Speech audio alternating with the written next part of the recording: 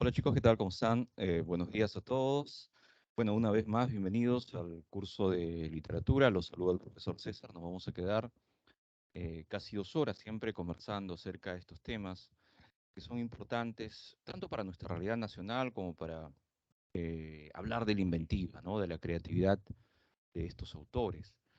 Ya la clase pasada habíamos estado detallando un movimiento que es la suma de varias escuelas, que es el vanguardismo, ¿no? Varias escuelas, varios ismos.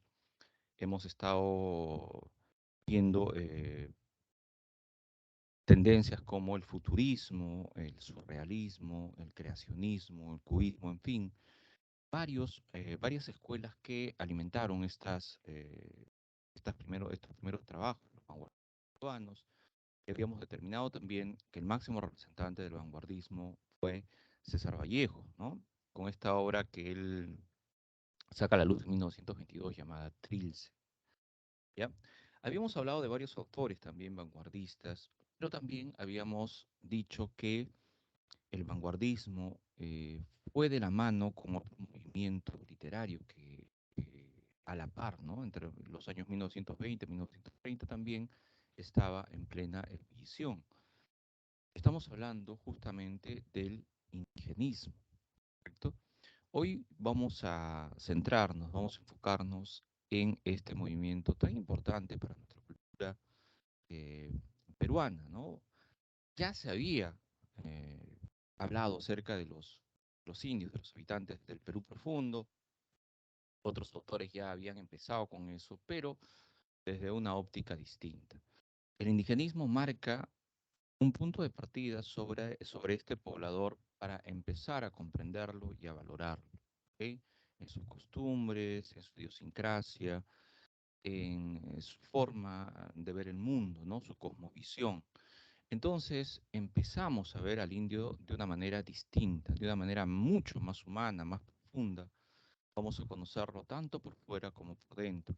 Y eso es lo que nos hacen los autores indigenistas, ¿no? Conocerlo, inmiscuirnos en su mundo. ¿Ok? Los demás habían utilizado al indígena como un ente de adorno, ente pues alusivo, paternalista, ¿no? Una visión distinta, ¿ok? Entonces hoy día vamos a diferenciar esto, ¿no? El indianismo del indigenismo y el indigenismo ortodoxo del neoindigenismo, ¿ok? O sea, hay varias etapas dentro de este periodo de relatos de los indígenas, pero ¿ok? Quiénes son sus representantes, sus características. Al final de la clase vamos a poder reconocer todo eso y obviamente vamos a saber cuáles son las condiciones para que una obra sea considerada indigenista, ¿ok? ¿Te parece? Entonces, ya ustedes están viendo a sus protagonistas acá, de repente ustedes reconozcan a alguno de ellos, pero lo cierto es que vamos a profundizar, ¿no? ¿Ok? Entonces, ¿cómo comienza todo esto? Vamos a hacer un estudio retrospectivo, ¿no? Vamos a partir por el concepto de indigenismo, ¿ok?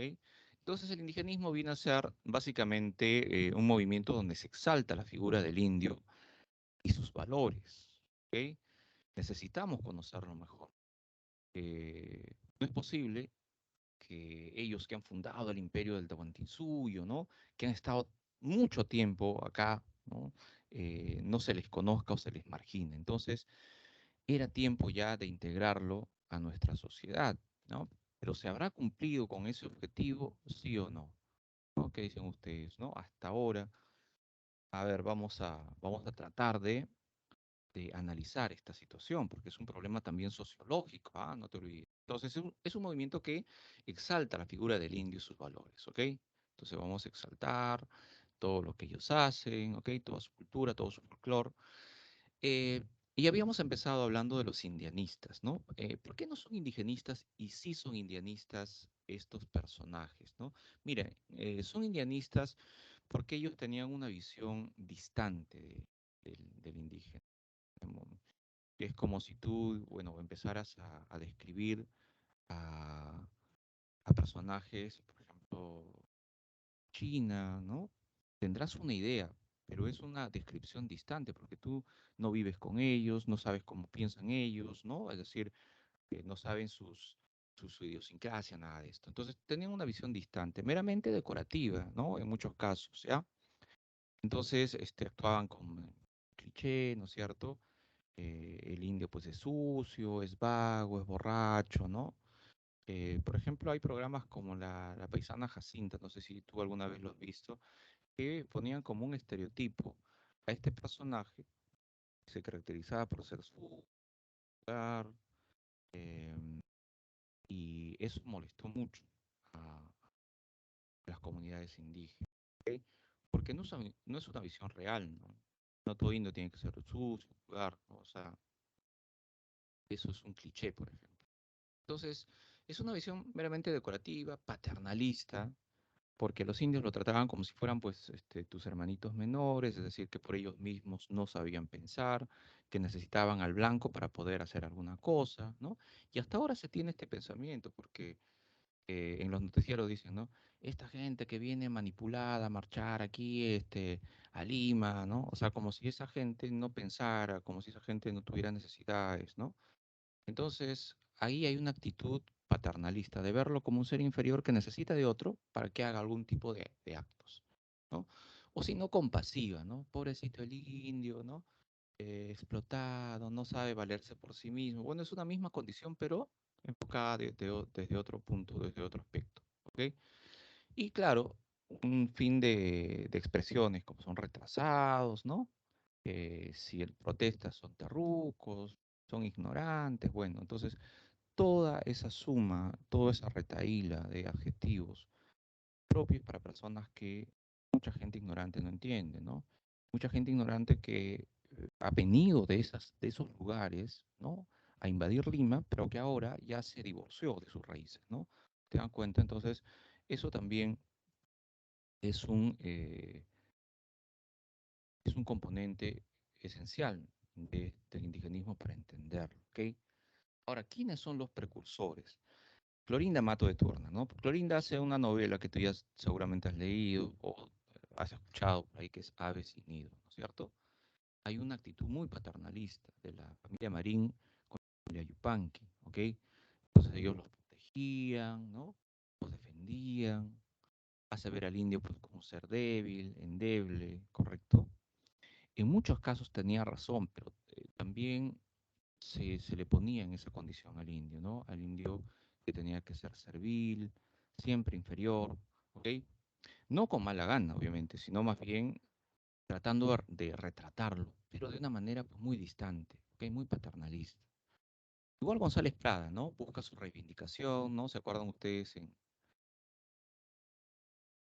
el discurso en el programa, ¿no? De necesidades, de que los indios también conformen nuestra realidad, ¿no? Bueno, pero siempre con una visión reivindicatoria, pero también lejana, porque González Prada, todos sabemos que era una persona aristócrata, ¿no? Luchaba por los indios, por su reivindicación, pero de una manera distante, no lo conocía perfectamente, ¿no?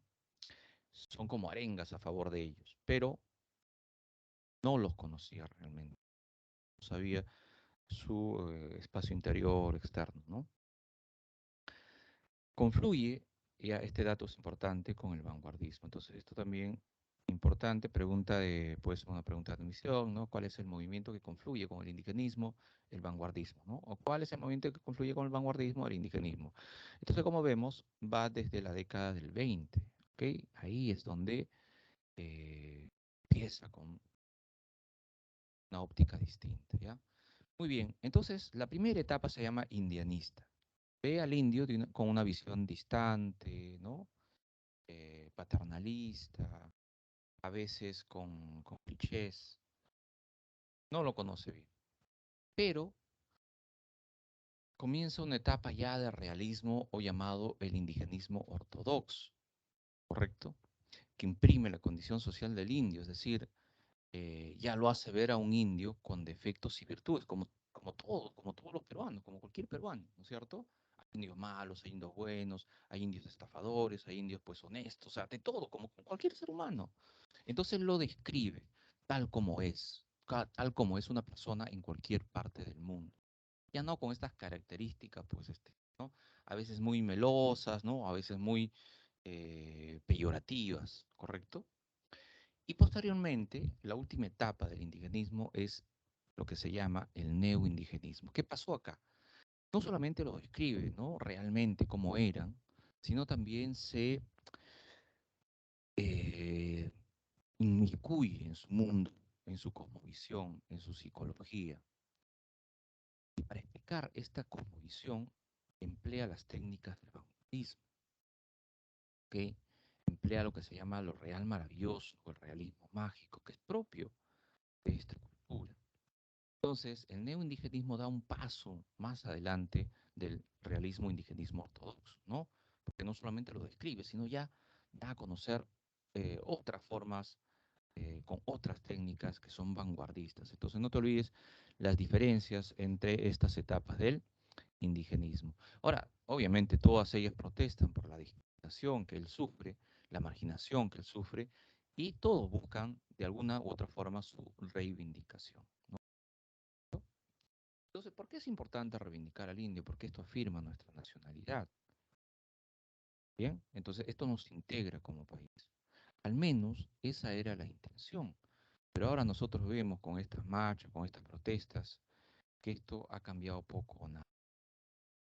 Entonces, bueno, nuestra nacionalidad acá, pues en Lima, lamentablemente por el centralismo que se da, la gente que vino de provincias muchas veces ocultaron sus raíces, ¿no? Por vergüenza, para no ser burlados, para no tener, ¿no? Eh, ese, tratar de no parecer de la sierra, ¿no? Para que la gente, pues, no lo moleste, ocultaron sus costumbres, sus música, claro, no todos, pero una gran mayoría sí, ¿no? O sea, educaban a sus hijos ya no con una visión de su tierra, sino más bien con una visión más occidental. Por eso es que los nuevos limeños no quieren a las provincias, ¿no? No se sienten identificadas, porque dicen, bueno, yo no sé, no bailo guayno, no como esto, ¿no? Entonces, ese tipo de situación fue un error, una aberración, ¿ok? Entonces todo esto está contemplada dentro del indigenismo, chicos, ¿no? Es importante que nosotros conozcamos eso, reflexionemos sobre estos parámetros, ¿ok? Otra característica importantísima del indigenismo es sus manifestaciones. ¿A través de qué géneros, qué especies ellos empezaron a plasmar estas ideas de reivindicación del indio? Pues a través de la novela fue un factor fundamental, los cuentos, los ensayos y también la poesía. Entonces, claro, en menor escala, pero también hubo esta poesía más que nada rescatada del mundo andino. Entonces, estos géneros o especies son las que ellos empleaban para manifestar estas ideas de reivindicación. Ahora, este dato que te voy a dar es crucial, pregunta para examen, te dice, ¿cuándo surge el indigenismo en el Perú? Entonces nosotros vamos a responder que en 1920 con la obra Cuentos Andinos. Esto es crucial. Cuentos Andinos, ¿no? ¿Quién es el autor de Cuentos Andinos? Enrique López Albú. Entonces, este es el punto de partida, ¿no? Para este movimiento. Con Cuentos Andinos, Enrique López Albújar lo que hace es darle verosimilitud al indígena, ¿ok? Sus historias se enfocan en la zona central de Huánuco porque él había sido, pues, allá. Y él había escuchado las historias de los indios, ¿no? Y había sacado muchas conclusiones y había determinado que los indios son seres que necesitan ser retratados de una manera verosímil, no desde distantes, porque él, ¿no? Convivió con ellos, claro, desde una óptica de juez, pero los escuchaba, ¿no? Estudiaba, decía, ah, ya, estos son así, ¿no? Cuánta mentira hay en lo otro, ¿no? O cuánta falta de observación. Entonces él trabaja en la zona central, en la zona de Huánuco, ¿ok? Y de ahí recopila muchas historias que le contaban, pues, estos indígenas que estaban en pleitos y él los asimila y los saca a la luz a través de cuentos andinos del año 1920, no te olvides, ¿ok? Bueno, otro de los cultores, fíjense que el indigenismo se diversifica, ¿no? Hay indigenismo en la zona centro, en la zona norte, en el sur, ¿ok? En la zona norte, su cultor más representativo es Ciro Alegría, ¿no? De quien también vamos a hablar, vamos a comentar un poquito. Y no te olvides que ese es su indigenismo enfocada más que nada en la zona norte, porque él es justamente norteño, ¿no? Él es paisano de César Vallejo prácticamente, ¿ok? En la zona sur está el máximo representante del, ¿no? Entonces es José María Arguedas. No te olvides, ¿no? Máximo representante del indigenismo, José María Arguedas. Él hace el tránsito de este indigenismo ortodoxo hacia el neoindigenismo, ¿ok? Y él está más que nada concentrado, o al inicio estaba concentrado en la zona sur, porque él es de Andahuaylas. Entonces, en la zona sur está concentrado el indigenismo de José María Arguedas. Y posteriormente surge la figura de Manuel Escorza, otro de los protagonistas, con su lucha reivindicatoria, ¿no? Contra las mineras en la zona de Cerro de Pasco, ¿ok? Y él también está pues, inmerso dentro de la zona central, pero ya con un neoindigenismo más real maravilloso, ¿no? Digamos así, más progresista, con más técnicas modernas, ¿no? Que por ejemplo Ciro Alegría o López Albuja. Entonces, estos son los protagonistas, chicos, su zona de influencia del indigenismo, los años en que comienza este movimiento, características, sus etapas, ¿no es cierto? ¿Quiénes son sus precursores? ¿Cuál es la obra que comienza este movimiento indigenista en Perú? Su autor, etcétera, etcétera, etcétera. Entonces, todo esto ya lo hemos desentrañado en esta primera parte y espero que te sirva, porque esto, eh, ¿no? Mucho de lo que hemos hablado entra eh, en el balotario de exámenes, ¿ok? Muy bien, bueno, vamos a conocer al autor que inicia con todo esto, ¿no? Estamos hablando de quién, de Enrique López Albújar, no te olvides, iniciador del indigenismo a través de cuentos andinos. ¿Ok? Entonces, conozcámoslo un poquito más.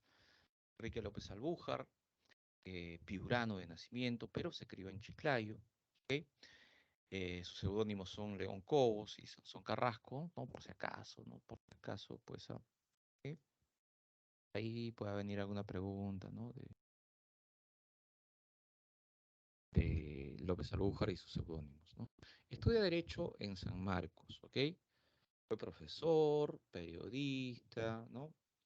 Fue el pionero del movimiento indigenista al publicar en 1920, como te digo, cuentos andinos. O sea, este dato es súper importante, por eso es que lo estamos repitiendo constantemente para que tú lo puedas asimilar bien, ¿ok?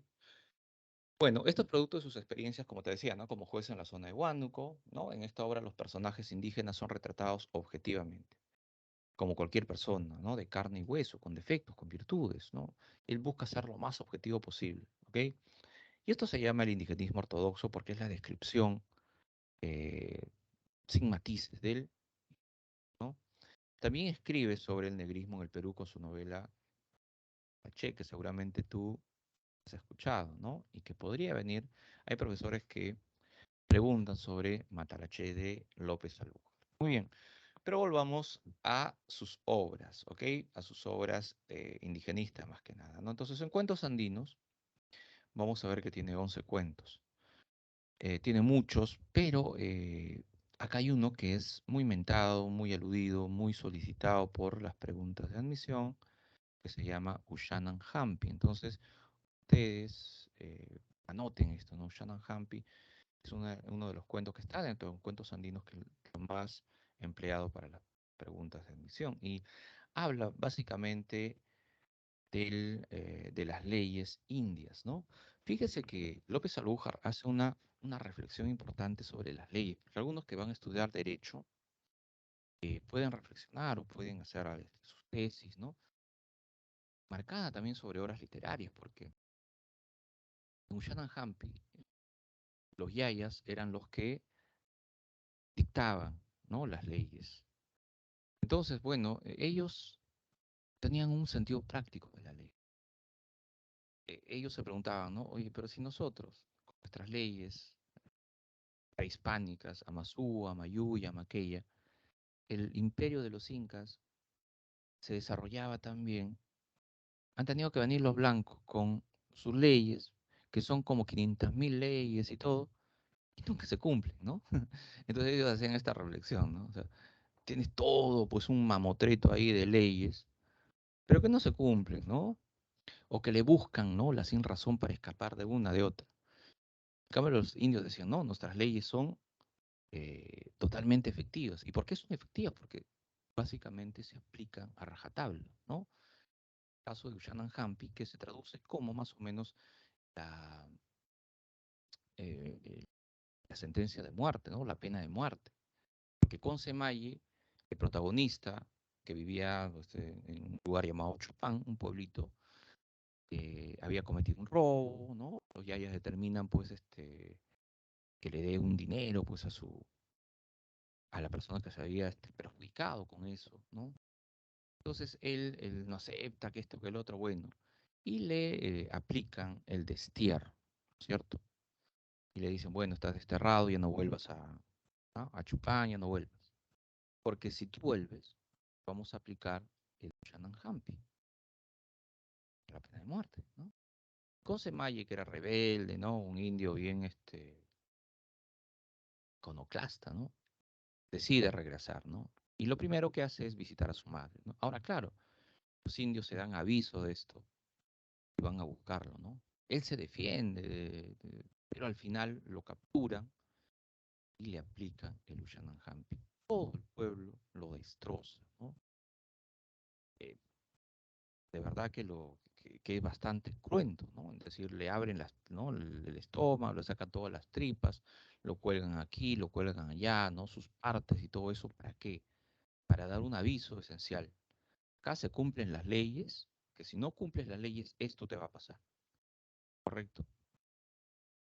Y hasta ahora, ¿no? Estos ronderos de las provincias, por ejemplo, van, ¿no? Y aplican su propia justicia hasta ahora, fíjense, ¿no?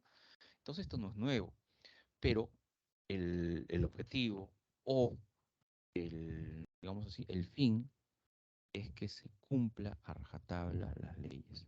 ¿Qué pasaría si en nuestro país se cumplieran a rajatabla las leyes? Los cometidos de delito, inmediatamente te vas a prisión, ¿no es cierto? Pero no, acá le buscan la sin razón y salen libres los pillos, ¿no?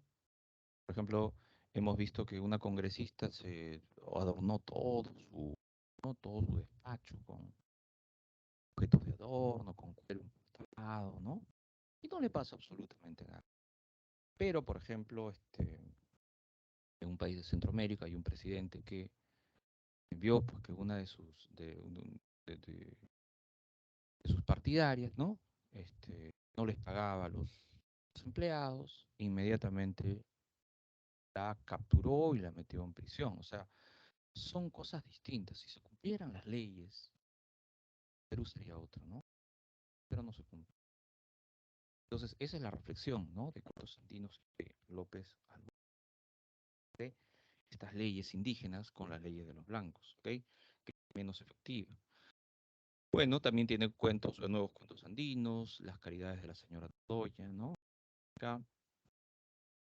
Y tiene estas novelas. El hechizo de Tomequichua, que es la novela indigenista, y por supuesto Matalache, que es la novela negrista, ¿no? Él también se va hacia esa minoría de peruanos, afroperuanos, esta historia. Y su libro de memorias que hoy día nos han preguntado, me parece, es de mi casona. Entonces, esto anótalo, su libro de memorias. A partir de ahora te van a preguntar los libros de memorias, ¿ok? Entonces, importante que anotes, Enrique López Albujar, ¿cuál es su libro de memorias? De mi casona. Entonces, bien, anótalo, pueden venir dentro de la... También tiene poesías como miniaturas, lámpara votiva, que no son tan requeridas, pero de todas formas pueden servirte como, digamos así, como respuestas dentro de obras de López Albuja. ¿Ok? Muy bien, entonces ya lo hemos conocido y hemos visto cuál es el sentido, ¿no? De sus cuentos andinos, que comienza el indigenismo con esta obra. Hemos visto sus personajes, ¿no? Y este cuento que se llama Ushanan Hampi.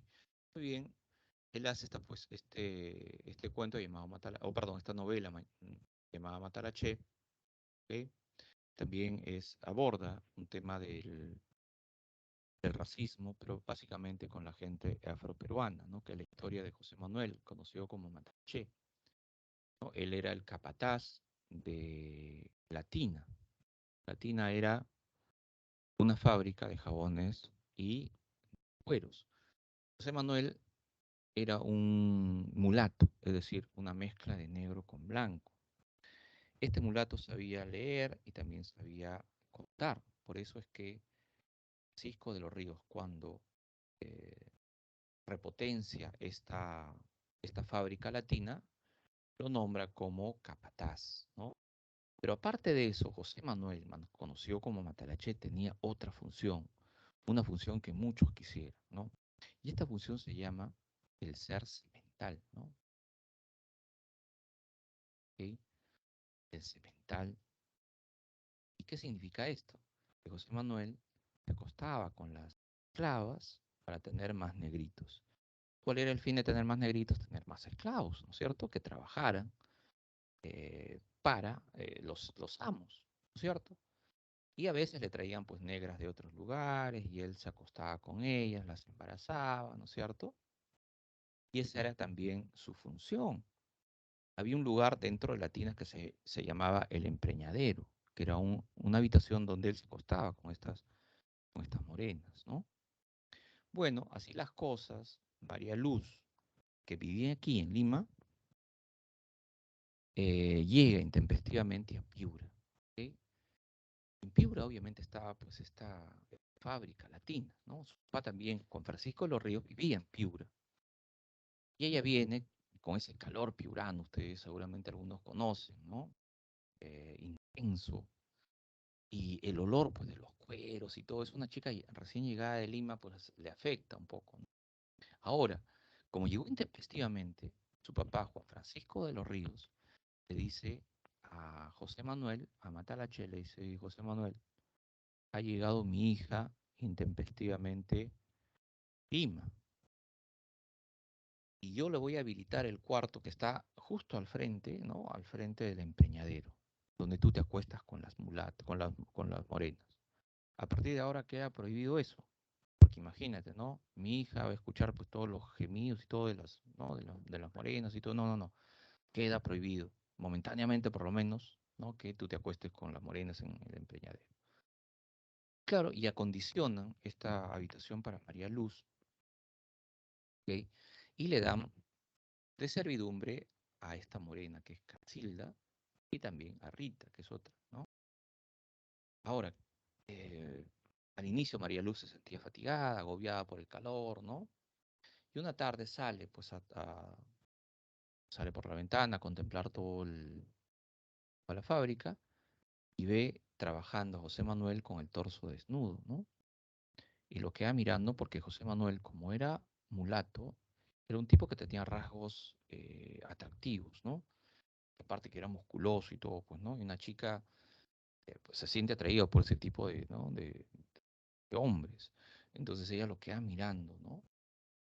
Y uno siente la mirada, ¿no? Tú sientes cuando te están mirando. Entonces voltea y se encuentra con los ojos de María Luz. Y le saluda, ¿no? Buenas tardes, mi ama, le dice. María Luz no le contesta, pero luego conversa con Casilda y le dice, oye Casilda, ¿quién es ese moreno que trabaja ahí todas las tardes con el torso desnudo? Siempre lo veo. Ah, dice José Manuel, le dice, el capataz de la fábrica latina, mi ama, le dice. Ah, oye, hablando de eso, le dice María Luz, ¿no? Yo estoy aburrida en mi cuarto y quiero conocer la fábrica. Ah, no se diga más, mi ama, le dice, ¿no? Mañana con el José Manuel vamos a ir, ¿no? Y de verdad, al día siguiente, Casilda va a recorrer Latina, ¿no? Con María Luz y con José Manuel, los tres. Y José Manuel le enseñaba, pues le decía, mire, mi ama, por acá llegan los cueros, por acá se fabrican las correas, más allá, mire, esas aguas que están hirviendo, ahí fabricamos los jabones, que esto, que el otro. O sea, le enseña, pues le hace un recorrido, le hace un tour por toda la fábrica. Y al final, cuando están regresando, María Luz ve esta habitación llamada el empreñadero y le pregunta, José Manuel, ¿y este cuartito que está así como abandonado, para qué es? Le dice, ¿no? No he visto que guarden nada ahí, solamente que está cerrado, ¿no? Y José Manuel se pone nervioso, pues, porque a él ahí ¿no? Se acostaba con las... Y no quiere contestar, le dice, Mire, mi ama, le dice a esta hora justo el patrón me está solicitando, así que le explique la Casilda, ¿no? Y se va, pues la deja Casilda, ¿no? Casilda, bueno, le dice, ya otro día te explico, mi ama, que esto, que el otro, bueno. La cosa es que un día María Luz entra a la caballeriza, ¿no? Donde guardan los caballos ahí. Entra y lo ve a su papá y ve pues que había muchos asientos así, para caballos, ¿no? Y le dice, papá, pero qué lindos, le dice, qué hermosos, ¿de dónde los has comprado? Le dice. No, hija, le dice, las sillas de montar, le dice que son lindas, no las he comprado. Y los ha hecho José Manuel, que es muy hábil, le dice, muy hábil. No solamente es muy buen capataz, sino también hace estos labrados y utiliza bien el cuero. ¿Te gustan? Le dice. Papá es tan hermoso, le dice, pero, oye, si, si José Manuel sabe de cueros, entonces podría hacer unos zapatos. Le dice, mira, los que he traído ya están un poco malogrados por el calor, ¿no? De acá. Ah, no se hable más, hija, le dice, yo te lo envío esta tarde, ¿no? Y de verdad, pues lo envía a José Manuel.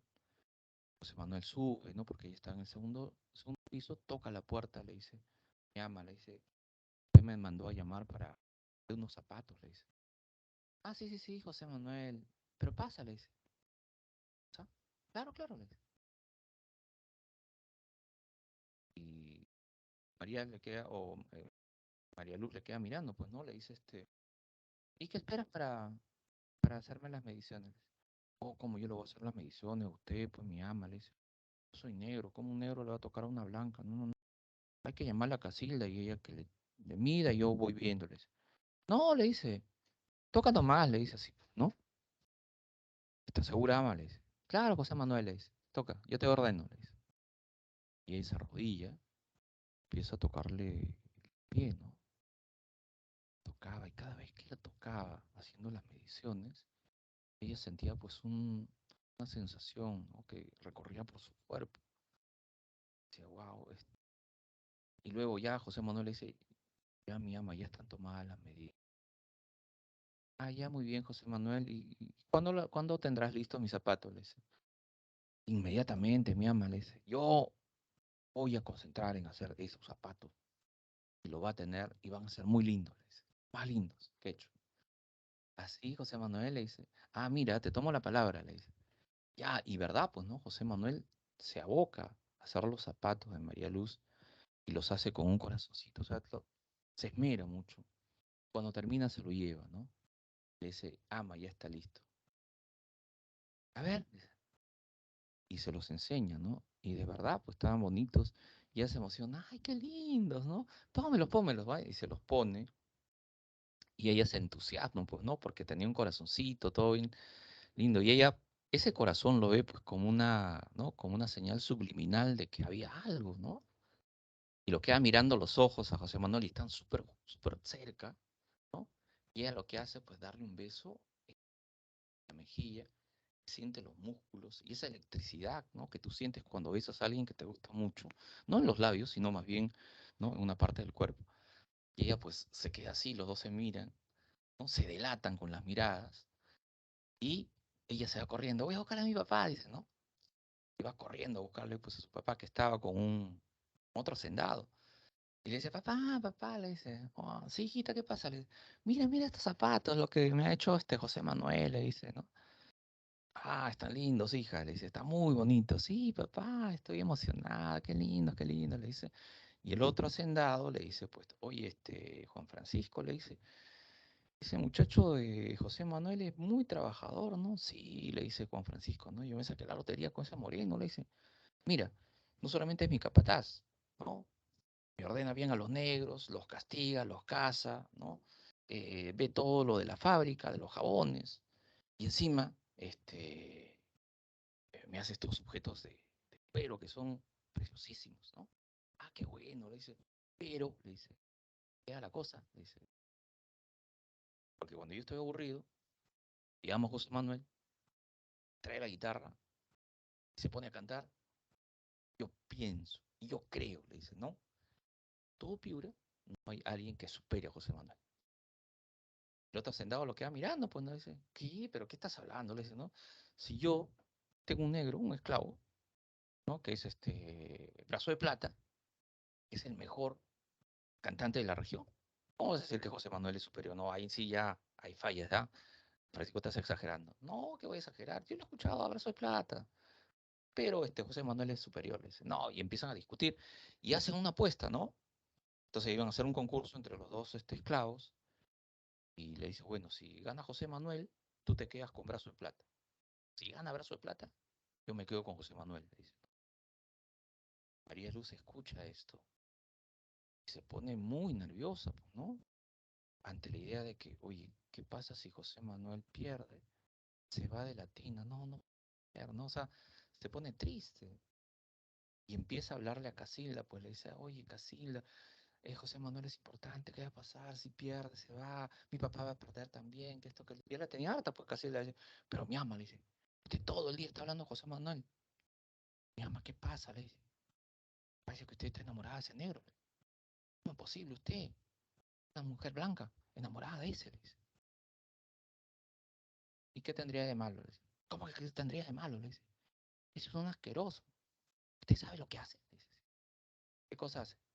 ¿Se acuerda que usted me preguntó por ese cuarto que está ahí? A ese cuarto le dicen el empreñadero. Y ahí José Manuel se acuesta con todas las esclavas. Es un asqueroso, le dice. A las mujeres la utiliza nada más. ¿Y cómo a usted lo va a utilizar mi ama? Le dice, usted es blanca, usted es linda. ¿Cómo con un negro? Le dice. No, pero José Manuel es tan bueno, es tan lindo. Ay, lindo. Y ella idea un plan, ¿no? Eh, el Casilda le había dicho, mire, mi ama, usted para que me crea, a la Rita, claro, traído de otras, que se encame con José Manuel. Y un día antes que usted llegue, ella se metió al cuarto con José Manuel. Pregúntele si quiere, ¿no? María Luz le pregunta a Rita, ¿no? Rita le dice, tú no eres de acá, ¿no? De esta hacienda. No, mi ama. ¿Y qué haces acá? Entonces, ¿cómo has venido? No, es que yo he venido porque José Manuel me ponga en cinta, pues mi ama. ¿Y cómo es eso? ¿Por qué? Le dice, bueno, eso es por culpa de amo, pues. O sea, que tú te has acostado con José Manuel. No, le dice, mire, yo le voy a contar mi ama. En ese lugar que le dicen empeñadero, yo llegué, todas las negras me bañaron y todos me alistaron y me metieron ahí. Después de un rato llegó José Manuel. Y cuando José Manuel se me acercó, yo empecé a pegarle, tirarle puñetes. No me dejé, le dice. Sí, le dice. Sí, y en ese momento, el reinos que le cantan a José Manuel, los demás esclavos le tenían cólera porque cuando él estaba con las esclavas en el empreñadero, le cantaban, cógela, José Manuel, mátala, mátala, mátala, che, ¿no? O sea, justo en el momento que él estaba teniendo relaciones con las esclavas. Y como él estaba en plena faena, no podía salir y golpearlos, ¿no? Y ese día que está conversando con Rita, le dice, oye Rita, sí, tú tienes razón. Mira, yo te voy a respetar a ti porque nosotros no somos animales, nosotros nos tratamos como animales, dice José Manuel. Tú no quieres acostarte conmigo porque dices que tú tienes tu negrito. Sí, yo tengo mi negrito. Y a él me voy a entregar, no a ti, le dice, pues Rita a José Manuel, ¿no? Mientras están conversando, viene este morenito, le dice, cógela, José Manuel, mátala, mátala, mátala, che. José Manuel sale a perseguirlo, dice, y ahí mi ama, yo cerré la puerta, le puse un tronco, y a José Manuel no volvió. Así que José Manuel a mí no me ha tocado, le dice. Ah, ya, pero te he dicho que los tratan como animales. Sí, eso me ha dicho José Manuel.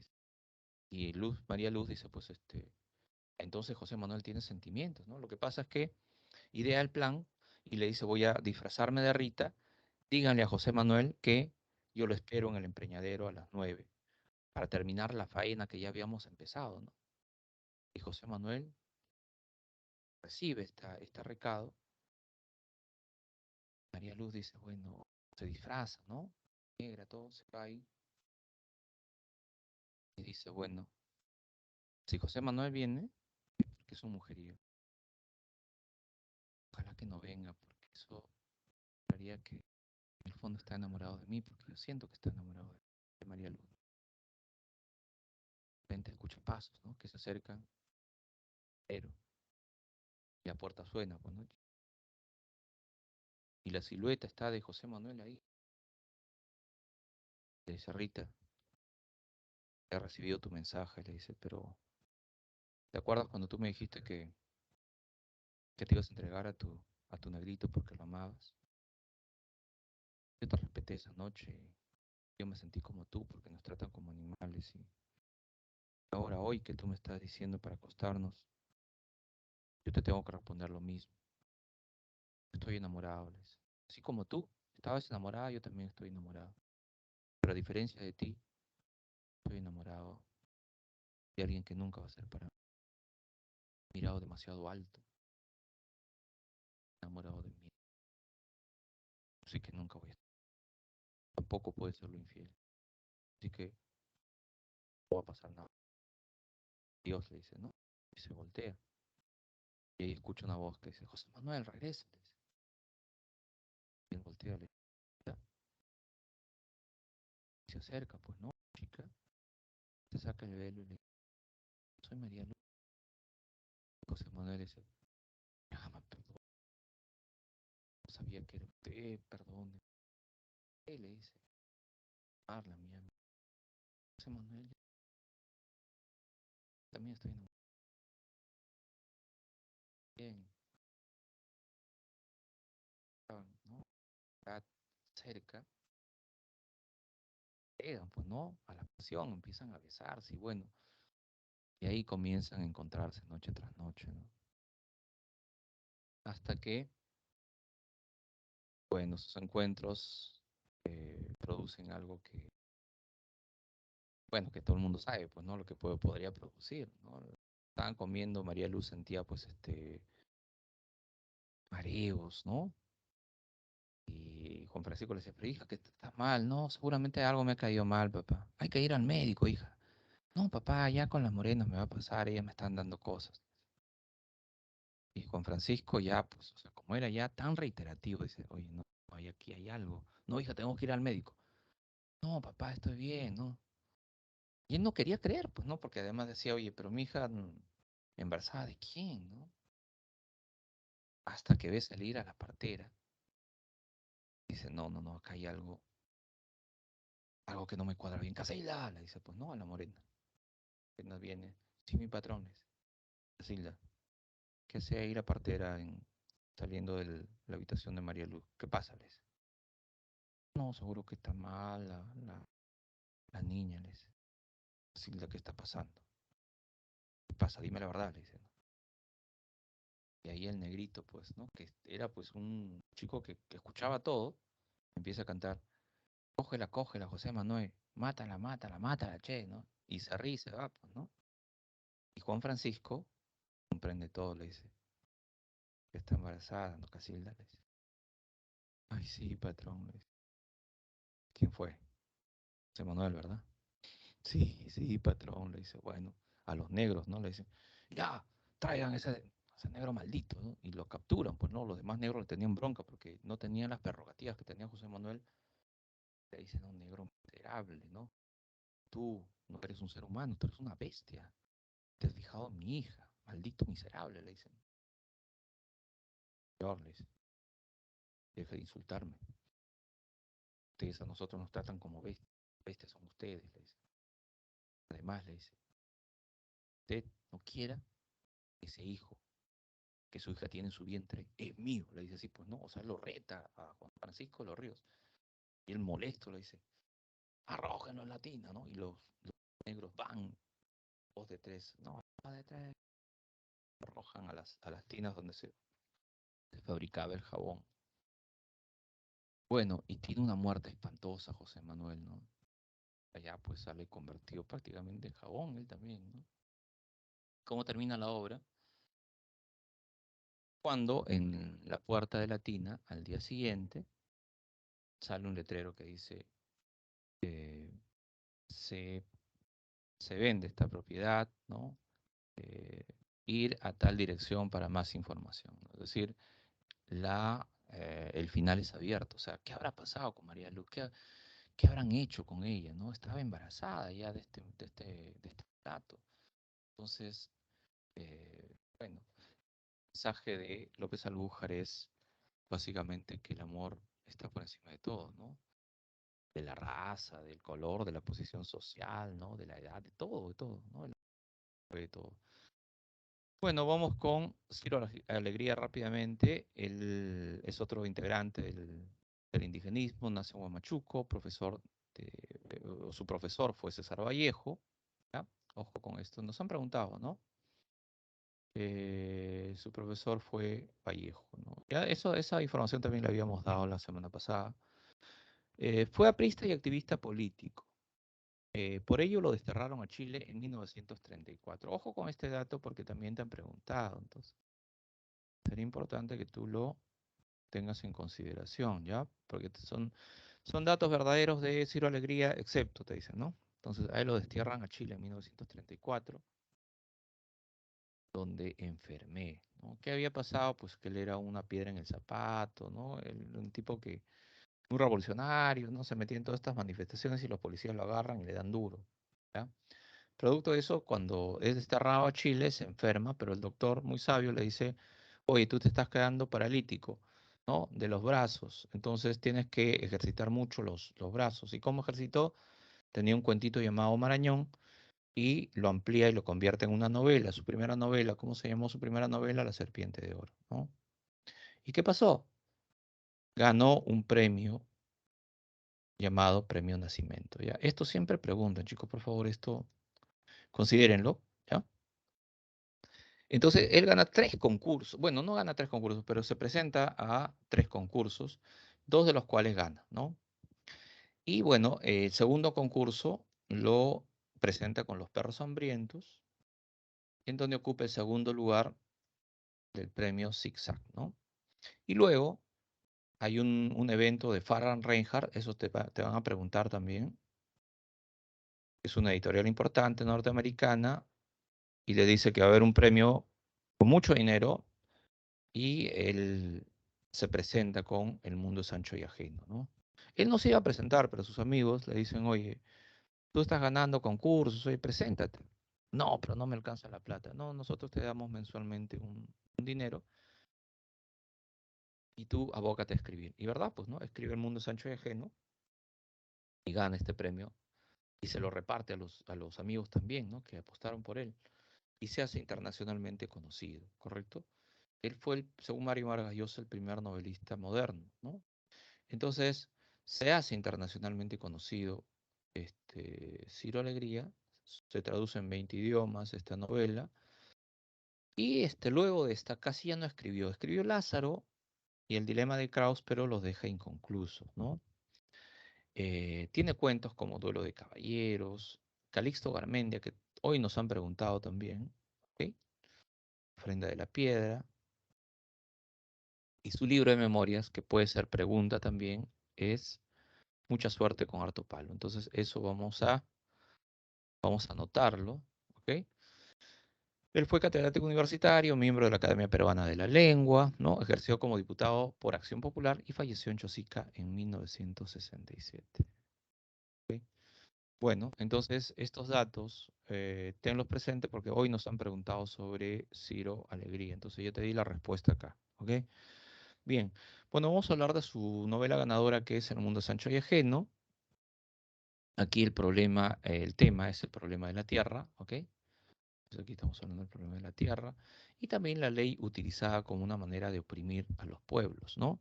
O sea, como te decía, siguiendo los parámetros de López Alújar, ¿no? La ley de los blancos es una ley que puede ser cambiada cuando quieren, dependiendo de cuánta plata tengas, cuántas influencias tengas. O sea, no se aplica como debería ser, ¿cierto? Y esto sucede aquí en el mundo sancho y ajeno, ¿no? Entonces, ¿quiénes son las víctimas? La comunidad de Rumi. Esta comunidad, pues, que tenía siglos, ¿no? Deformada. Rumi tenía, pues, lugares donde daba muy buenos productos, ¿ok? Pero ahí surge la figura de Álvaro de Amenábar, que era este tipo inescrupuloso que vivía en la hacienda de Humay que colindaba con... Entonces él, ambicioso, decide apropiarse de la comunidad Rumi y los denuncia porque él decía que esas tierras eran suyas, ¿no? Y comienza un juicio por esta comunidad, ¿ok? Primero está Rosendo Maki, que es la figura, pues, ingenua, ¿no?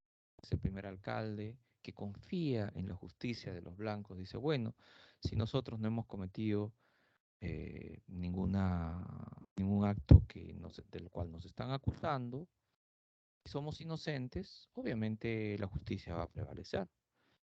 Pero la justicia del blanco no es como ellos pensaban, ¿no?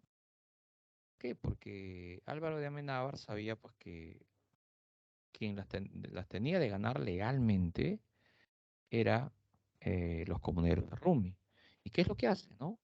Soborna al abogado de la comunidad que era Bismarck Ruiz, ¿no? ¿No? Es un abogado corrupto, le rompe la mano, le dice, oye, ya haz desaparecer todas las pruebas. Bismarck Ruiz le dice, oye, pero están los testigos. Bueno, hay que romperle la mano a los testigos. ¿Para qué? Para que testifiquen ya no a favor de ellos, sino a mi favor, como Jacinto Prieto, ¿no?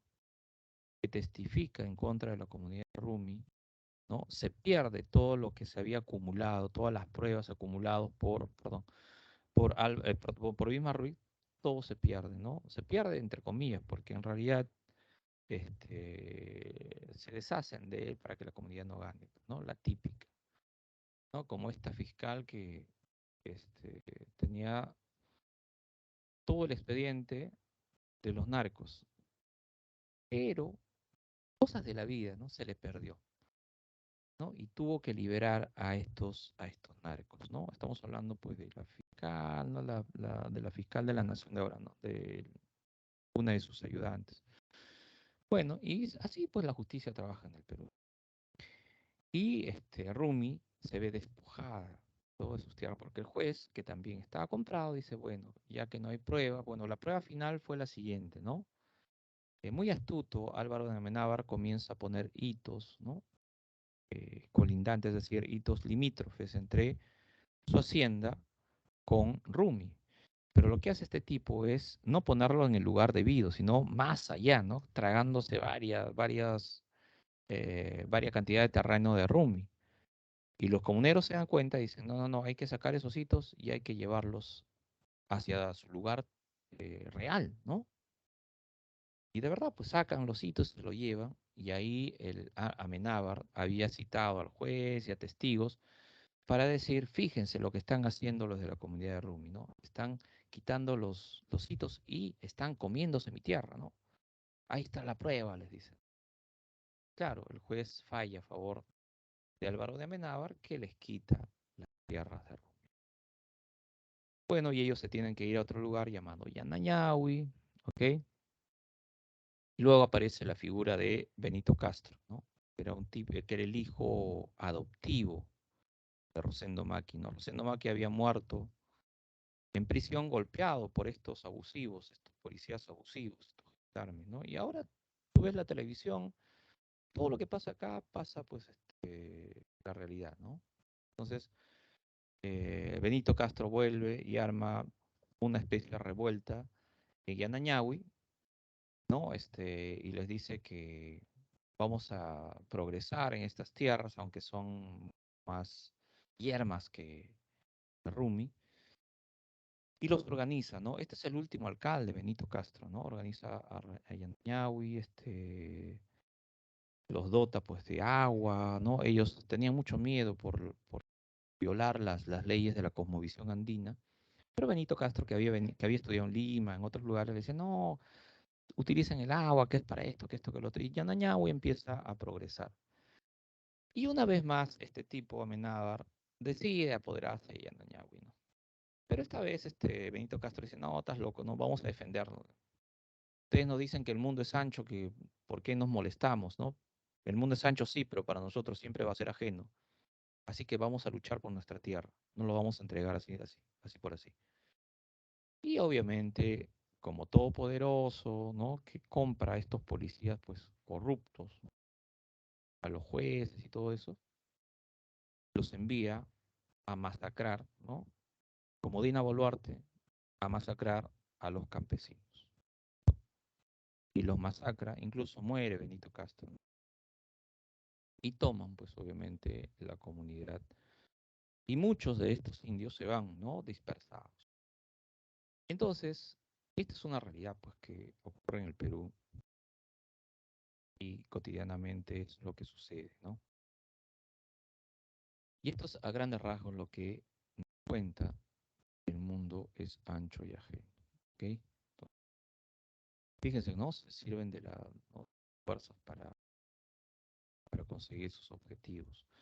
Y acá los de la comunidad Rumi eran la gente inocente, la gente honesta, ¿no? La gente que solamente pedía justicia. Pero claro, ¿no? La justicia está a favor de los poderosos, ¿no?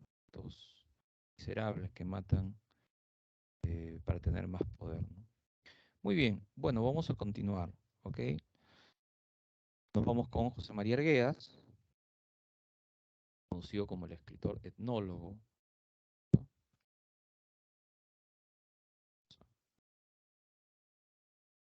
Vamos a destacar esto, escritor. Nace en Andahuaylas en 1911, máximo representante del indigenismo, ¿no? Es un escritor bilingüe porque obviamente él comienza a hablar quechua antes que el español, pero esto le sirve de mucho, ¿no? Que luego traduce muchas cosas interesantes, ¿no? Tiene una virtud de mezclar voces en ambos idiomas, ¿no? Es decir, como él aprende quechua primero, dice, oye, pero ¿cómo hago para que los indios hablen, no? Claro, yo lo puedo hacer en quechua, pero la gente no va a entender. Entonces, hace esta mezcla muy propia del indigenismo entre voces indígenas y voces españolas, ¿no? Dice, tengo una visión animista de la naturaleza. Claro, fíjese que los indios eh, a la naturaleza lo toma como, obviamente, como un ser viviente, como parte de nosotros. Entonces, para ellos los cerros existen, son seres animados, ríos, la Pachamama, ¿no? Todo es importante. Claro que para nosotros que tenemos una visión occidental, no lo vamos a comprender, ¿no?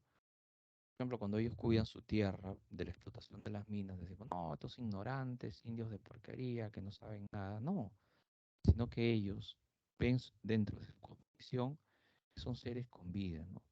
¿Qué hace el blanco, ¿no? Según esta óptica?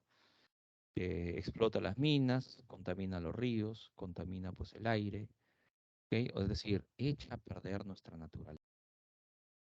Y los indios sientan la naturaleza como parte de ellos. Es como si mataran a tu hermano, ¿no? Tú no lo permitirías. Entonces, a ellos es así, ¿no? La naturaleza es parte, ¿no?, de un mundo de todos, ¿ok? Entonces, si tú alteras eso, estás alterando este equilibrio, ¿ok? Y eso es lo que tratan de dar a entender. Pero claro, la gente, no, estos ignorantes, que esto, que lo otro, ¿no? Ignorante porque no lo conocen, ignorante eres tú porque no lo conoces, ¿no? Ahora dice, mis obras se amplían de forma gradual, ¿ya? A ver, hay otra cosa, ¿no? De cosmovisión.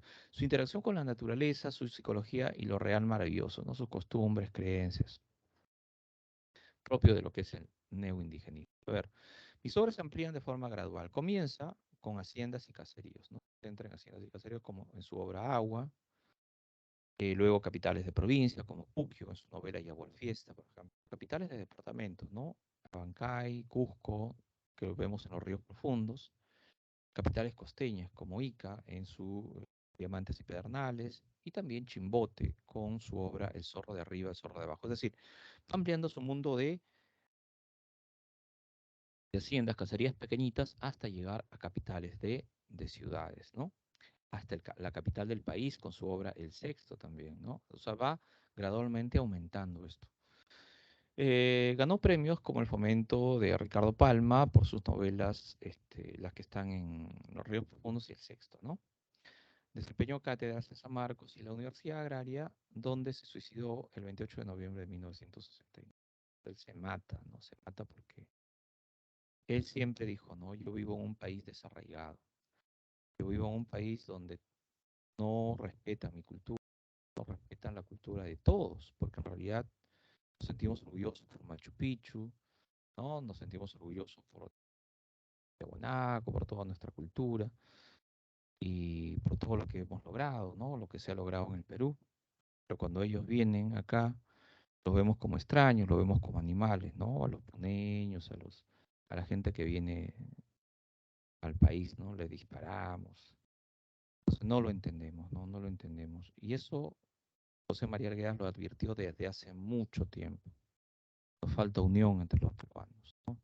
Nos estamos, los limeños estamos divorciados de provincias, ¿no? Nos parecen inferiores y eso es totalmente estúpido. Muy bien, hablemos de sus novelas, ¿ya? Yaguar Fiesta es su primera novela, ambientada en Tokio, ¿correcto? Tiene que ver con el Tokio, ¿no? Ustedes están viendo acá esta imagen, ¿ok? Que es una sociedad, pues, que se revela, ¿no? Porque los indios habían em, adecuado la corrida de toros que lo trajeron los españoles, pero a su usanza, ¿no? Al estilo andino. Y ahí simbológicamente utilizaban un toro como señal de los españoles y le ponían un cóndor, ¿no? Y el cóndor simbolizaba pues la cultura andina, ¿no? Y le picoteaba al pobre toro. Al final, pues los indios mataban al toro, ¿no? Incluso lo dinamitaban, ¿no? Como señal de que había un resentimiento contra los españoles por todo lo que habían hecho, ¿no? Y claro, en Puquio deciden cambiar esta costumbre y volverla más occidental, contratan un torero, ¿no? Quieren hacerlo a la usanza tradicional, pero la gente de Puquio se revela, entra pues al coso y comienzan a hacer su corrida como ellos sabían, ¿no? Entonces, bueno, Yaguar Fiesta se traduce como la fiesta de la sangre, ¿ok? Esta fue su primera novela, ¿no? Anoten eso porque puede ser pregunta, ¿no? Primera novela de José María Arguedas. La novela más celebrada es Los Ríos Profundos, ¿no? Esta es la más destacada, esta es la mejor, según muchas voces. Para entender al Perú, entonces hay que leer Los Ríos Profundos, José María Arguedas, porque nos habla de una cosmovisión impresionante, una descripción muy deliciosa que hace de los parajes del Perú, ¿no? Y de las costumbres. Otra de las novelas es El Sexto, que lo ambienta en una cárcel, ¿ok? Aquí en Lima, donde ahora está la comisaría de Alfonso Ugarte, pero antes era un penal llamado El Sexto. Ustedes, si les interesa un poquito ahondar esta historia, pongan El Sexto ¿no? Motín en El Sexto, por ejemplo. Hasta los años 80 funcionó esta cárcel en el centro de Lima, ¿no? Pero si ustedes ponen eso, van a ver cómo esta gente, tan vil, tan desalmada, ajusticiaba, mataba a los rehenes, los quemaba. O sea, todo se ve en la televisión, ¿no? Ya Arguedas había dado estas jerarquías de entre los presos, ¿no? Todo lo que sufrían, ¿no? Todo un mundo carcelario, pues imagínense, ¿no? De los bronca entre políticos, ¿no? En fin, de todo, ¿ya? Y otra de sus novelas que buscaba ser una novela total es Todas las Sangres, ¿no? Donde hay un enfrentamiento ya con empresas internacionales, ¿no? Nos han preguntado ya por Todas las Sangres de la historia de Aragón de Peralta. Es un tipo riquísimo, ¿no? De una provincia peruana que tiene dos hijos, uno llamado Fermín y el otro Bruno, Aragón de Peralta. Y este tipo, Andrés, el papá, se suicida, ¿no? Y los dos hermanos comienzan pues una especie de lucha porque Fermín buscaba eh, orientarse a la explotación de los transnacionales, mientras que Bruno sentía simpatía por los campesinos, ¿no? O sea, es una especie de contradicción entre Caín y Abel, ¿no? Entonces, trata sobre esta familia, ¿no? De todas las sangres. Y finalmente, su última novela es El zorro de arriba y el zorro de abajo, que es una novela póstuma, ¿ok? Se ambienta en Chimbote, en el boom de la explotación de la anchoveta, pero también es un diario donde José María Arguedas anuncia que va a morir, que se va a suicidar, ¿no? Cosa que cumple, ¿ya? O sea, esta novela que también trae partes de diario, de un diario personal, es muy sui generis, ¿no? Porque él anuncia, ¿verdad? José María Arguedas anuncia que se va a matar. Y él se despide, ¿no? Se mata efectivamente. A ver, otra de las obras de José María Arguedas, ya dentro de sus cuentos, acá ya cuentos, es Agua, ¿no? Esta es la primera obra, ya, que es un cuento. La primera novela es Jaguar Fiesta, pero la primera obra en sí se llama Agua. Agua contiene Los Escoleros y también otro cuento llamado Agua que pertenece al indigenismo ortodoxo. Pero Parmacuyay, que es la obra más celebrada de Agua, ya es neoindigenista, ¿no? Con reminiscencias de lo Real Madrid, ¿no? Y esto revela mucho del desarraigo de José María Arguedas, porque él era hijo de blancos, ¿no? Su papá tenía ojos azules, su mamá muere, pero el papá se casa en segundas nupcias. Y esta madrastra que él tenía lo mandaba a vivir con los indios, que tenía cólera. Y es por eso que José María Arguedas comienza primero a hablar en quechua, porque los indios obviamente lo acogen, ¿no? Y él se enamora de una indiecita llamada Justina, ¿no? Pero Justina lo rechazaba porque él era blanco, ¿ok? Es decir, a él los blancos lo rechazaban y lo enviaban con los indios. Y cuando él quería sentirse indio, también estos indios lo rechazaban por blanco, porque Justina le decía, no me fastidies a mí, niño, fastidia a tus señoritas, es decir, fastidia a las chicas blancas como tú, no a mí, ¿no? Y estaba enamorada del Cuto, ¿no? Que era un tipo que maltrataba a los novilleros, ¿no? Los laceaba, era muy hábil. Y esta chica, Justina, fue violada, ¿no? Por don Froilán, que era el hacendado de este lugar, de la quebrada de Biseca. Y él le anima a Cuto a vengarse, ¿no? Pero Cuto era un cobarde, pues, ¿no? ¿Cómo se desahogaba Cuto? Iba donde estaban los animalitos, les empezaba a dar sus riagos, látigos, ¿no? Y José María Arguedas comienza a reflexionar sobre esta conducta con los pobres animalitos que dicen, ¿no? Oye, estos animalitos son como los Justina, ¿no? Porque Justina era inocente hasta que este tipo viola, ¿no? ¿Por qué nosotros hacemos eso con los animalitos? Y él se va a pedirle perdón por el animalito ahí, discúlpame, ¿no? Porque la pobrecita estaba ya llena de látigos y todo. Y le dice, no, tú no tienes la culpa de lo que está pasando. Y él comprende, ¿no? Que nunca va a estar con Justina porque su amor, como era muy jovencito, era un amor de niños, ¿no? Era un amor pasajero, correcto. Bueno, también tiene otros cuentos como La agonía de Rasuñiti, en donde vamos a destacar este mito que se llama el mito de Incarri, ¿no? ¿Ya? El mito de Incarri, que nos han preguntado hoy día, en donde se dice que los indios van a volver a tomar el poder, ¿no? El gobierno. Cosa que es bastante utópica, ¿no? Porque ya, bueno, Vargas Llosa nos decía eso, ¿no? Ya hay mucha utopía en la obra de Arguedas. Es un mito, ¿no? Incarri, está aquí, La agonía de Rasuñiti. Anótalo porque esto te han preguntado, ¿ok?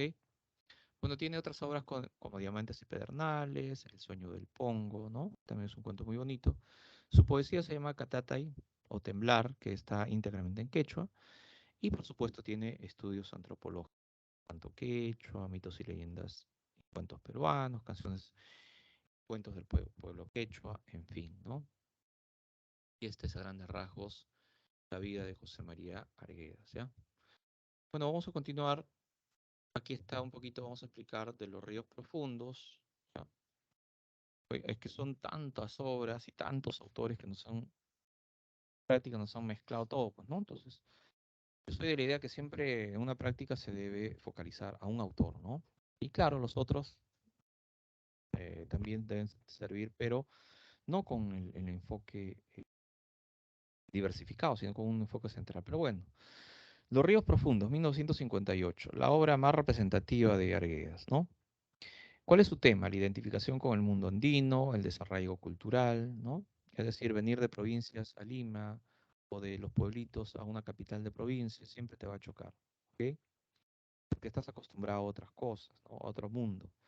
Entonces, por ejemplo, para un provinciano que vive en un pueblo pequeño, venir a Lima es chocante, ¿no? Porque la gente no actúa como la gente de su pueblo. Hay mucha maledicencia. Bueno, eso ya lo vamos a hablar la próxima semana cuando hablemos de la migración de las provincias a Lima, ¿no? Hay un sistema opresivo como en todas partes, hay una violencia social que también se da en todas partes, todo el Perú, pero acá vamos a ver el vínculo del hombre con la naturaleza y Arguedas nos explica cómo es este vínculo, ¿no? Entonces es una obra que se suscita en el Colegio Religioso Internado de Abancay, ¿ok? Comienza en el Cusco, ¿ya? Pero su centro es el Colegio Religioso de Bancay. ¿Por qué? Porque Ernesto, ojo con esto, ¿ya? Ernesto es el alter ego de José María Arguedas, ¿no? O sea, ustedes ven a Ernesto en sus obras, es él, ¿no? Entonces que se grafica bajo un personaje. Y él es internado en un colegio religioso de Bancay porque fue al Cusco con su padre, que era un abogado itinerante, y el viejo, que era su pariente, no le da acogida, ¿no? Y ellos se van pues a Bancay, donde su papá dice, bueno, acá voy a trabajar, pero como todo estaba gobernado, todo estaba regido ya por los dueños de Abancay, o sea, los hacendados eran dueños de la justicia, de las leyes, entonces el pobre señor monta su estudio para ver las peleas de los indios contra los patrones, y los indios nunca protestaban, pues, ¿no? Porque ya sabía lo que le iban a pasar, lo que les iba a pasar. Y el señor se aburre y dice, bueno, me voy a otros sitios a buscar y lo deja a su hijo en el colegio internado, ¿no?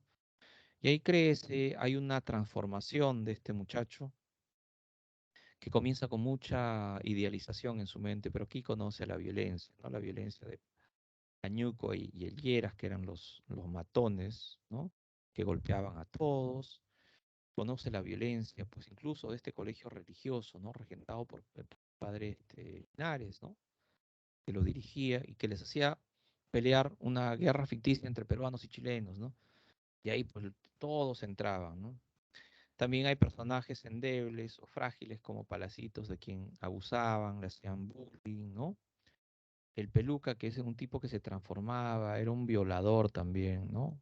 Como casi todos, porque había un personaje llamado la Opa Marcelina, que era una chica demente, que lo habían traído los curas, y los curas se acostaban con ella, ¿no? Porque Ernesto veía pues que en la mañana, muy tempranito, ella salía del cuarto de los curas. Y por las tardes, las noches, los alumnos la violaban a la pobre Opa Marcelina. Este Peluca, que por el día era medio idiota, pero por la noche pues, se transformaba, ¿no? Y también está la figura de Antero Samanés, más conocido como Marcasca o el Marcado, ¿no? Él trae al colegio el zumbayo, ¿no? ¿Qué es el zumbayo? Es un trompo que empieza a unificar a este colegio, ¿no?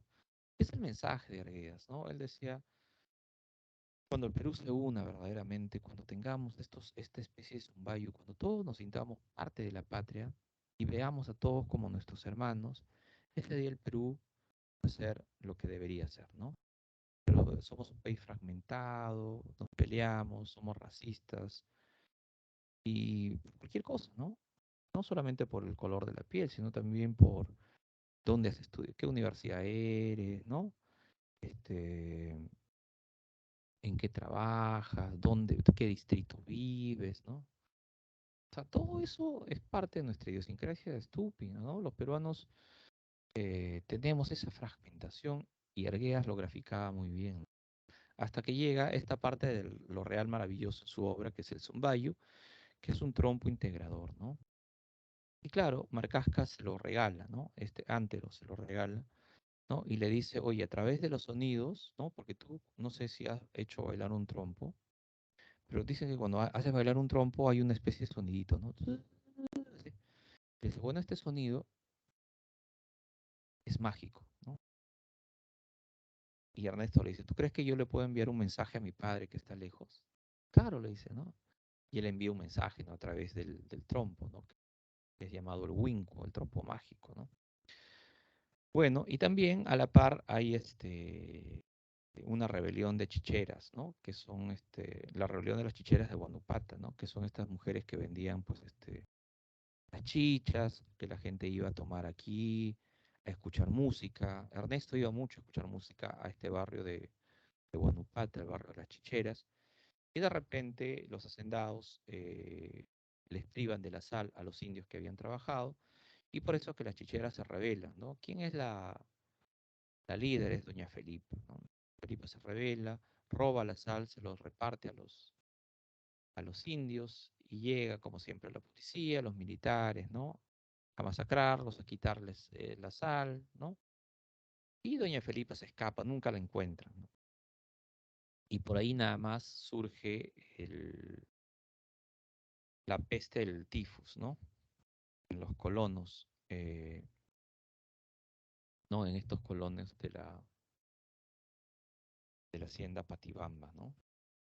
Entonces estos colonos comienzan con esta epidemia del tifus, ¿no?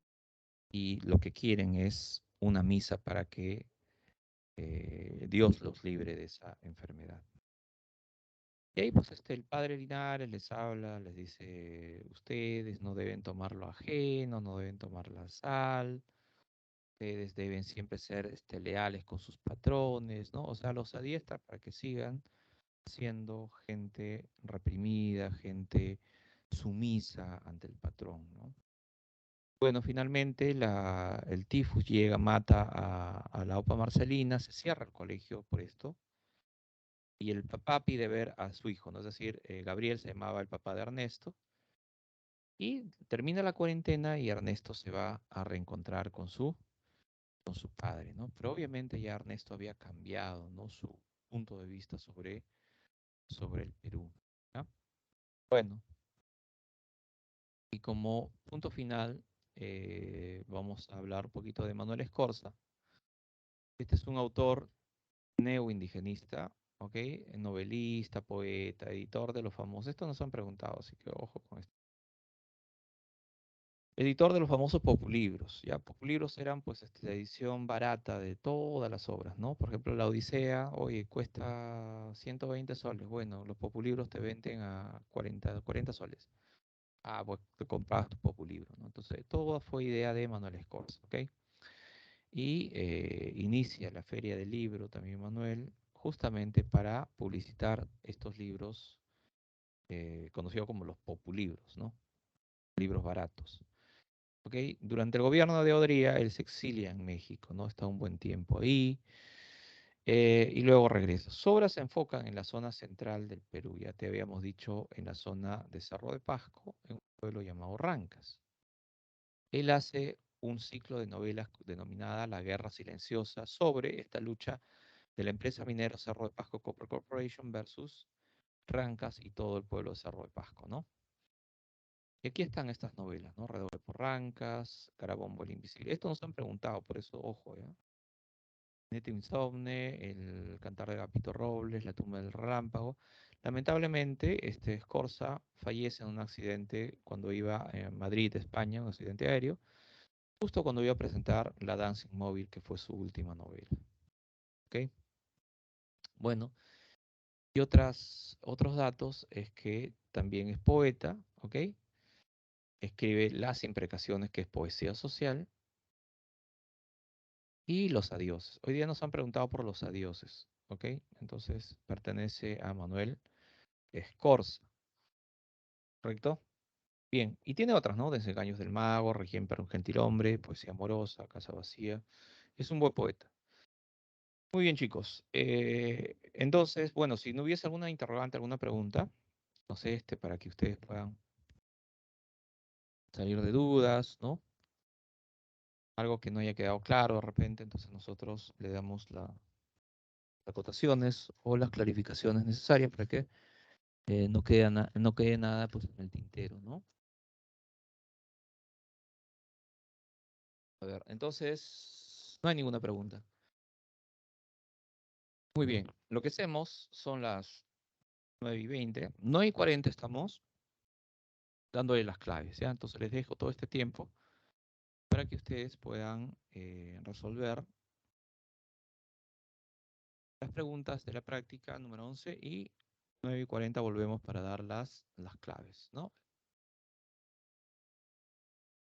Muy bien, chicos, ya estamos de regreso, estamos de vuelta para solucionar la práctica de la unidad 12 del indigenismo peruano. A ver, veamos cómo nos fue, ¿ya? La primera dice, el indigenismo tiene como característica básica, obviamente la D, ¿no? Exaltar al indígena y sus valores. Correcto, eso es lo que habíamos propugnado desde el inicio, ¿no? Uno, dedo. Dos, narración corta que no pertenece al movimiento indigenista peruano. Bueno, acá vamos a marcar la A, el vuelo de los cóndores, que es un cuento criollo, ¿ya? O sea, ustedes pueden anotar al margen, a pesar del título, ¿no? Que aparenta ser indigenista, pero no lo es, ¿no? El vuelo de los cóndores es un cuento criollo, ¿ya? Un cuento criollo, así como el Caballero Carmelo, ¿no? Porque su autor también es Abraham Valdelomar. Entonces, dos, avión, dos A. ¿Ya? Ahí ustedes lo anotan, para que no haya problema. Número 3. Obra que narra un poco la historia de Piura a través de la biografía del escritor López Albújar. Bueno, ya habíamos hablado cuál es su libro de memorias, de mi casona, ¿no es cierto? Entonces, la 3, casa, ¿no? Yo también les había manifestado. La número 4. Novela de Arguedas, publicada en 1941, ambientada en la ciudad de Puquio y narra una tradición popular. Claro, esto de las corridas de toros, llamada Turupuquia, ¿no? También hemos hablado de eso. La 4, Yaguar Fiesta, ¿no? Eso fue su primera novela, ¿correcto? Entonces eso también podríamos anotarlo al margen para que ustedes tengan un dato adicional, se acuerden de eso, ¿no? Número 5. No pertenece al ciclo de novelas La Guerra Silenciosa, ¿no? ¿Te acuerdas que Esforza tenía ese ciclo de novelas, La Guerra Silenciosa? Pues ¿cuál no? La Ofrenda de la Piedra, ¿no? Que es un relato de alegría. Entonces la D, vamos a marcar la D, 5 dedo. Número 6, obra de alegría donde muestra el folclore del Valle de Calemar. Bueno, eh, esta obra se llama La Serpiente de Oro, ¿no? ¿Y por qué se llama La Serpiente de Oro? Yo les había dicho que él tenía un cuentito llamado Marañón, ¿ah? Y justamente el río Marañón, visto desde arriba, parece una serpiente. Y ahí se inicia una explotación justamente del oro. Entonces, de ahí sale el título La Serpiente de Oro. La historia de unos balseros, ¿no? Que tienen, y los entretelones que ellos, que les pasa a ellos en este río, ¿no? Marañón. Entonces, la 6, la E, ¿ya? La serpiente de oro, ¿ya? Río Marañón, entonces podemos adicionar también este dato, ¿ya? La serpiente de oro, del Valle de Calemar, justo junto al río Marañón. La número 7, no concuerda con la biografía de Manuel Escorza. Bueno, dirigió la edición de los libros, sí. Él nace en Lima, no nace en Huancavelica, ¿ya? Vivió exiliado en México, inició la Feria del Libro, murió en... Bueno, entonces la B vamos a ponerla acá, ¿no? Porque los demás datos sí están contemplados en lo que nosotros mostramos, ¿no? Entonces, claro, muchos dicen que nació en Huancavelica, pero no, él nace en Lima. 7 besos. Número 8, novela del indigenismo norte, en donde se muestra en la sequía, bueno, que la sequía afecta a los valores de la gente. Bueno, la sequía afecta a los perros hambrientos, ¿no? Es una obra, podríamos decirlo, es una obra ecológica también, ¿ah? ¿Ok? Hay de desigualdad, todo, pero cuando la naturaleza se ve en desequilibrio, ¿no? Ahí es donde comienzan los problemas a la naturaleza. Por eso es que los indígenas la valoran como si tuviera vida, ¿no? Hay que respetar la naturaleza porque esta cuando reacciona, ¿quién te salva? Entonces, Los perros hambrientos es una novela, obviamente, del indigenismo norte, ¿no? Vamos a marcar la E entonces en este caso. La número 9, relato ambientado en el Valle de Biseca. Tiene como personajes a Ernesto, ¿no? Justina, Cutu y Don Froilán, que la viola, ¿no? Viola a Justina, ¿no? ¿Se acuerdan? ¿Cómo se llamaba este cuento? Pues Guarmacuyay, Amor de Niño, ¿ya? Entonces, esta es el primer libro de relatos de José María Arguedas también, ojo, ¿ok? Agua, ¿no? Agua tiene 3 cuentos. 9, enano. 10. No corresponde a una característica del personaje Ernesto en la novela Los Ríos. Bueno, vamos a marcar la A. No se identifica, no, sí se identifica con los colonos, eran estos indígenas que venían a trabajar, ¿no? Pero que eran muy desconfiados con los blancos, ¿correcto? Entonces, cuando un blanco se le acercaba, por ejemplo, Arguedas, el Arguedas era blanco, ¿ya? O sea, físicamente. Entonces los indios lo rechazaban, ¿no? Entonces, pero él sí se identificaba con ellos, ¿no? Por su idioma, es decir, ellos venían de comunidades indígenas, él había crecido en comunidades indígenas, él les hablaba en quechua, trataba de, ¿no? de acercarse a ellos, entonces, pero ellos lo rechazaban, ¿correcto? Entonces, sí se identificaba obviamente con los colonos.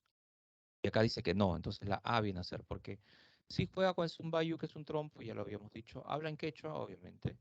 Defiende a sus compañeros indígenas del colegio también, porque había mucho abuso. Estudia interno en un colegio religioso de Banca. Entonces marcamos la A. 10, avión. La número 11, la novela El mundo es ancho y ajeno es una de las obras más importantes del indigenismo. Es parte del argumento de la novela. Ah, ya, es parte del argumento de la novela. A ver, ¿cuál es parte del argumento? Amenábar gana el juicio gracias a los jueces corruptos, claro. Él compra a estos jueces, ¿no? Y le dan la razón y se apropia de Rumi, ¿no? La comunidad Rumi. 11, enano. 12, novela que pertenece al indigenismo norte. Bueno, indigenismo norte es de Ciro Alegría, entonces Los perros hambrientos, ¿no? 12 casos.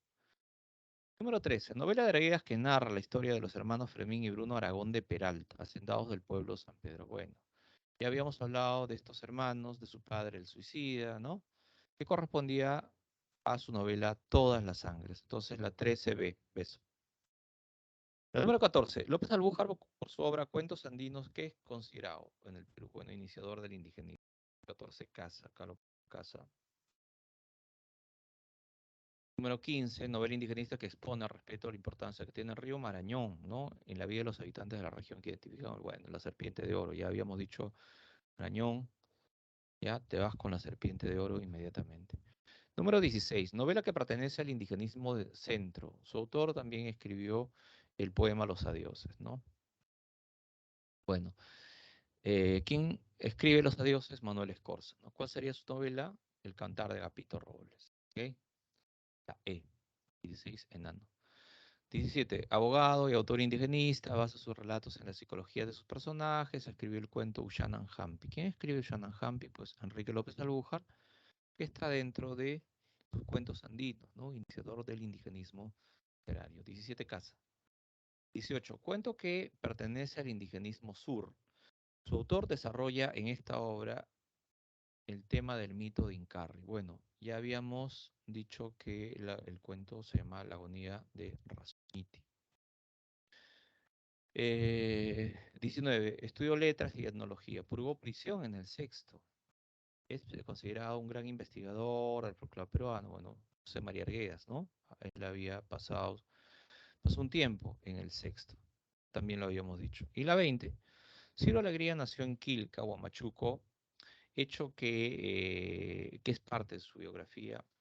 Bueno, fue desterrado a Chile en 1934. Lo demás son datos inexactos, ¿correcto? Muy bien, bueno, estas serían las claves, ¿no? De la práctica de hoy. Ok, chicos, y si no hubiese algún interrogante, alguna pregunta, entonces daríamos por finalizada la clase hoy día, esperando una nueva edición la próxima semana. ¿Está bien? Entonces, ¿no hay ninguna pregunta? ¿Algún interrogante? ¿Algo? Muy bien, chicos. Bueno, entonces vamos a dar por finalizado, detener la grabación y nos despedimos. Ya que tengan ustedes buen día, cuídense y pásenla muy bien. Estudien mucho.